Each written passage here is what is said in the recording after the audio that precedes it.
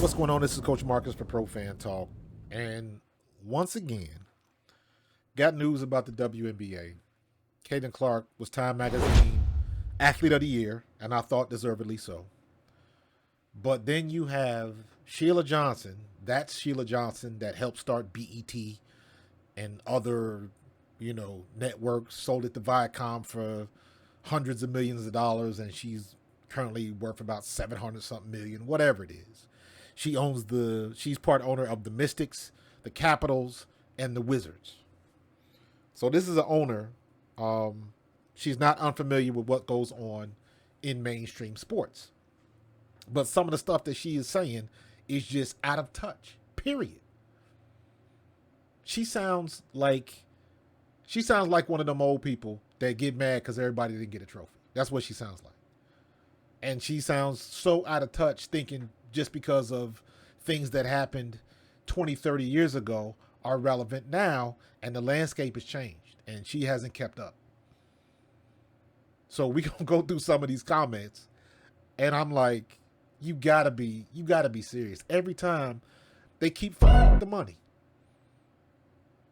You can't just let the girl have her Time Magazine Athlete of the Year. That ain't got nothing to do with the WNBA. That's Time Magazine coming up with that conclusion. It was a bunch of people that sat around the table and came up with that, decided to give it to Caitlin Clark. They could have gave it to other people, but she was the biggest story in sports this year by far. So the award, I thought, rightfully went to Caitlin Clark. I ain't got no problem with that. But when I hear some of the stuff, you know what? Let's just hear it, and I'll just stop it. I got some timestamps on, and yeah, this is crazy.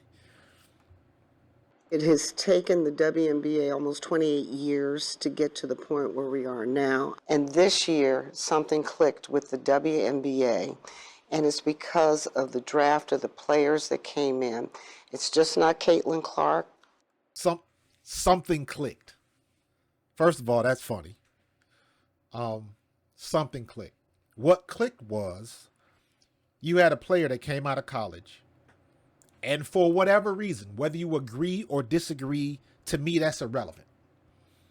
For whatever reason, Caitlin Clark had the recipe. Now, mind you, this started her junior year at Iowa. I know people knew about her freshman and sophomore year, but it was her junior year, that 2023 campaign, where everything really blew up.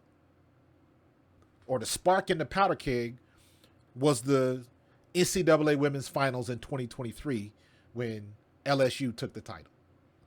And this happened. That's when it blew up.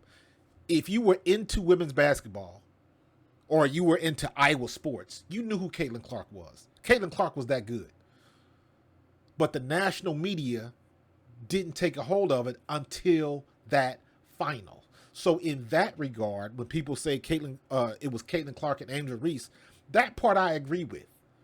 Because the rivalry and how they went back and forth, and I remember Angel Reese catching a lot of hate, saying that she was a sore winner and all of that type of stuff. And I was like, because even back then, you could tell Caitlin Clark talked mad shit on the court.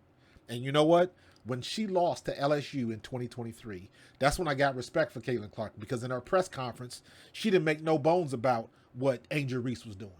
She was like, I talk crap too on the court. That's just what you do as competitors. So I was like, you know what? Respect. You own it. You talk mad trash on the court. You owned it. Y'all lost. LSU was better. The biggest reason for the growth in the WNBA, or at least the largest reason, is Caitlin Clark. Point, period, in the paragraph. No other player, past or present, has required venues to move to bigger venues. That has not happened. Not Asia Wilson, not Maya Moore, not Candace Parker, nobody.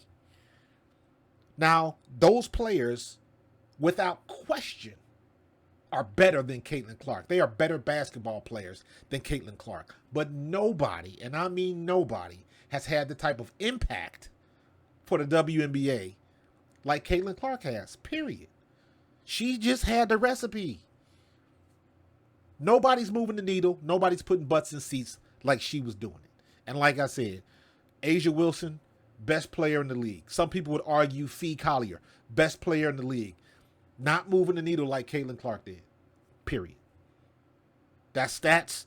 That's facts. You can look it up. Might not like it, but I ain't lying. Now let's go on to the next one. It's Reese. We have so much talent out there that has been unrecognized. And I don't think we can just pin it on one player. Now see, she want everybody to get a trophy. You finally got somebody that sparks interest in your league, and you mad that everybody else ain't getting the same hype. There have been players that were recognized. You got Kelsey Mitchell, you got Asia Wilson, you got Diana Taurasi, Brittany Griner, Sabrina Ionescu, Cheryl Swoops, Brianna Stewart, Sue Bird, Candace Parker. Candace Parker was arguably the greatest WNBA player ever. Rookie of the Year and MVP. You can't get better than that. But even Candace Parker didn't bring the interest that Caitlin Clark brought with her. Nobody has. So what you're saying is you just mad because they didn't get the shine like Caitlin Clark is getting. That's what you're saying. I knew who Cheryl Swoops was. I knew who Brittany Griner was and Diana Taurasi. But they didn't make me want to watch the W. Caitlin Clark did. And a byproduct of Caitlin Clark, started watching Angel Reese, started watching Rickea Jackson, started watching all of the other rookies. And you start getting invested in the league. But Caitlin Clark was the catalyst. Just give her the props for it and keep it moving. There has been, this phrase has been couched, hasn't it? The Caitlin Clark effect. Why do you think that has been the case? Well, I want to be very diplomatic about this. It's just the structure of the way media plays out race.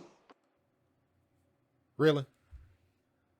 That's the only reason that Caitlin Clark was that good? That's the only reason? So was it about race when she was at Iowa? Was it about race when she was selling out everywhere she went to? Was it about race when students were buying tickets, student tickets, at 3 and 4 o'clock in the morning, and the game didn't start until 8 p.m.? The fact of the matter is, and she should know this, she started BET, she started television networks. The audience is going to tell you what they like, and you roll with that. If you put all of the shows on television and some people ain't watching this show, you take it off TV. Even if you put a show behind the number one show and it still doesn't get good numbers, you get rid of that show. You can't argue with that. Caitlin Clark had the recipe. And I would argue, a lot of people say it was both Angel and Caitlin. And I would argue this. The reason why Angel Reese didn't get the shine that she should have got her senior year, because if you remember, there was all that turmoil going on at LSU. Angel Reese had sat out like 10 games. She wasn't even on the team for the first 2 weeks. So she had her own issues she was dealing with. But the attention was on Caitlin Clark, period. And it's like, why can't people just say that? It's like you pulling teeth. Get a girl credit and keep it moving and collect your money. That's all you got to do. Stop fucking with the money. I don't understand it. I don't understand it. This is when she makes the comment about her getting Time Magazine Player of the Year. This was hilarious. Last night, we read Time Magazine, where Caitlin Clark was named Athlete of the Year. Why couldn't they have put the whole WNBA on that cover and said, the WNBA is the League of the Year? What? You've got to be kidding me. The League of the Year. I've never heard of that's the silliest shit I've ever heard in my life. And again, this is somebody that ran a television network. And you don't know how the sausage is made? Stop playing with me. That is the most out of touch thing I've ever heard in mainstream media. And you were owner of a network?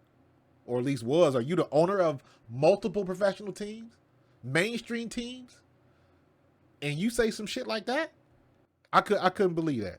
That's the same reason. You remember when LSU won the title and they beat Iowa, and then it came out that they wanted to invite both teams to the White House. And it's like, hell no. You invite the champions to the White House. The losers never went. Now all of a sudden they want to go? Come on, son. No, it shouldn't be the team of the year. It's not Time Magazine team of the year. It's athlete of the year. For whatever reason, for whatever requirements and prerequisites that Time Magazine sets out to give that award. That is the funniest shit I've ever heard in my life. And again, it just shows how out of touch some people are, especially people that grew up and ran terrestrial media. The landscape has changed and they are not adjusting to it. They can't do it.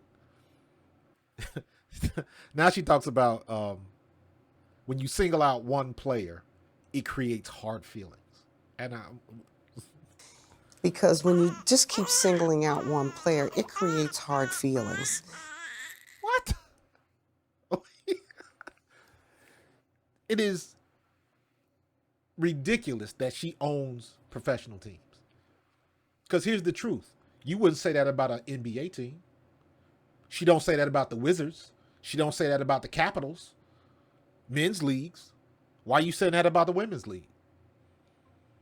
That don't make sense to me. You chopping down your own tree. I don't understand it. And it doesn't make sense. Everybody does not get a trophy in the pros. They never have, and they shouldn't ever. It's funny now, they trying to put all of these cups in and these in-season awards and all of that kind of stuff. To me, that's the same thing like you trying to give everybody a trophy, and they don't deserve it. That's why ain't nobody watching the shit now. And so now you're starting to hear stories of racism within the WNBA, and I don't want to hear that. We have got to operate and become stronger as a league and respect everybody that's playing. Out of touch again. It don't matter what you want to see in the league.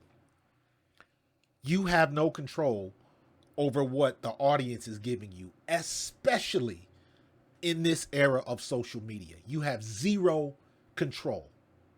You mentioned Time Magazine, Yes. and Caitlin Clark has made a point of using that moment to say we need to celebrate the black players in the WNBA and what they have done, and credits them for being so much the foundation of the success of the league. How important is that? If it shouldn't have to be the case. Yeah, she shouldn't have had to say that, but I applaud her for saying it. We cannot continue to operate because this division of racism is going to tear us apart. And I've asked this question before. Why does the WNBA and owners who think like Sheila Johnson, why do they think that they are exempt from all the bullshit that all of these other leagues have been getting? All of them. The NBA, the NFL, Major League Baseball, Major League Soccer, tennis, women's tennis, gymnastics, swimming, every mainstream sport has to deal with this mess. Why is the WNBA exempt all of a sudden? She said it in the beginning, they've been working it for 28 years, and then you finally get it, and now you're trying to bitch, moan, and complain because it's not equal to what everybody else has been doing for 50 and 100 plus years or whatever it is. The NBA's been in existence for how long? The NFL has been in existence for how long? And they still dealing with the same shit. I mean, you can go back and look. LeBron with the Lakers. Somebody loses a game and getting death threats. Baseball, give up a home run, getting death threats. It happens everywhere. Why does the WNBA think that they have to be exempt from all of this? I don't understand that. You can't do it. It's impossible because you can't control what they saying on the internet. Period.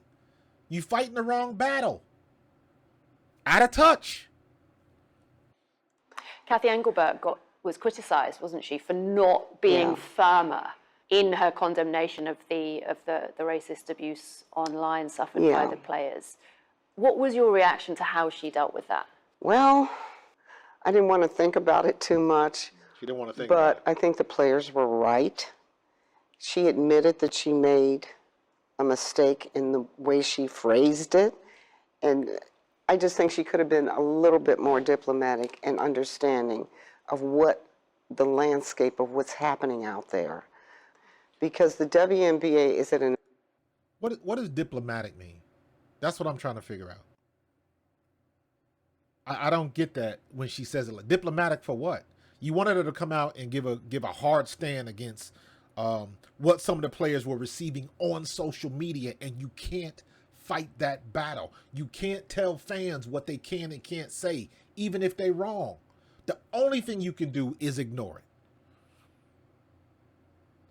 What is Cathy Engelbert going to say to internet trolls that'll make them stop with all of the racist rhetoric? Don't worry, I'll wait. What is she going to say? Nothing. Not a damn thing. Because people are going to do what they want to do. inflection point where we're starting to really go up. And I don't want us to lose that momentum. What is happening now is perfect. But as I've also told many, many of our players, I said, this is just the canary in the coal mine. We have got to be careful because we're now entering into a new political climate. We do not want to draw attention to ourselves in a negative way, to have anybody use it as ammunition. There is nothing you can do about that. Nothing. People are going to operate how they want to operate. Again, she sounds like an out-of-touch parent that's mad because everybody and her kid didn't get a trophy. They didn't deserve it. As great as those athletes were, all of them people that played in the WNBA years ago, they did not generate the interest. They didn't even get the interest from other women. Let's keep it 100. Women wasn't even showing up for these games. They got what they got because it was a niche market, period. You got friends, parents, and relatives. That's what you got in the WNBA. And it slowly grew, but it was slow growth. And then you got somebody that just basically sticks a rocket underneath the league and it goes through the roof. And now you bitching and moaning and complaining because she did it. And you don't like because she getting all the attention. That makes absolutely no sense. None. She's out of touch. And with the advent that these players, these athletes, can use social media as a legitimate financial resource, you can't put that toothpaste back in the tube. So you can't tell somebody what they can do, or they can't go to, they can't post on Instagram in their bikini on the beach or whatever it is. You got somebody that looks like Angel Reese and she's on covers. She's in the garb. She got clothing deals and people trying to call her so they can wear their clothes because she can sell. That's what it is. At the end of the day, and she knows this, sex sells. Angel Reese ain't stupid. She's not ugly. She using what she got.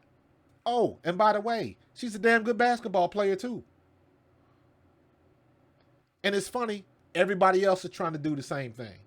They got the Skims advertisement, all the women in the underwear and stuff, and some of them look good. They're selling it. Ain't no problem with that. We all grown. But that old school mindset, trying to say that don't do that, that's bad for the league, that's not a good look. Like, get out of here. Out of touch. Completely out of touch. What are your players saying to you about what they want to see happen?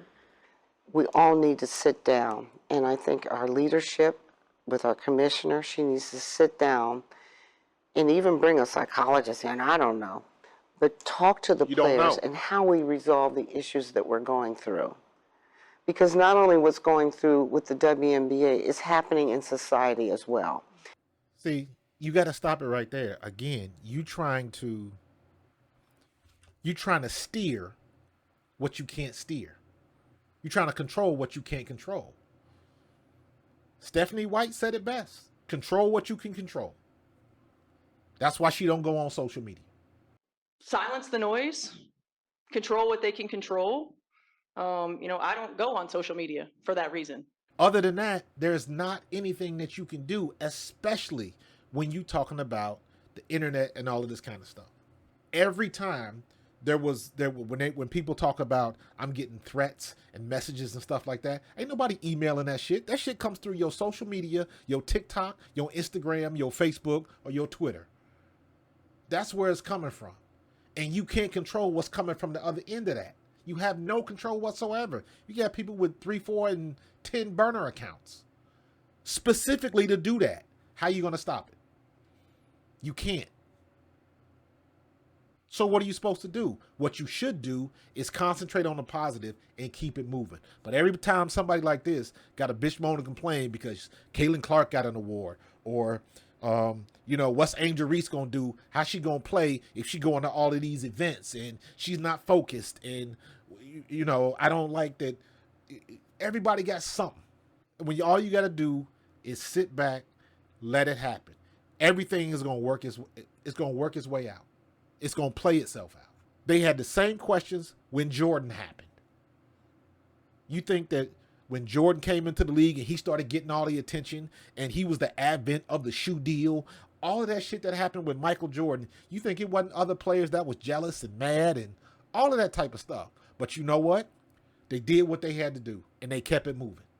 And when it was all said and done, everybody got paid. You hear all of this noise from everybody but Caitlin Clark. She ain't really said shit.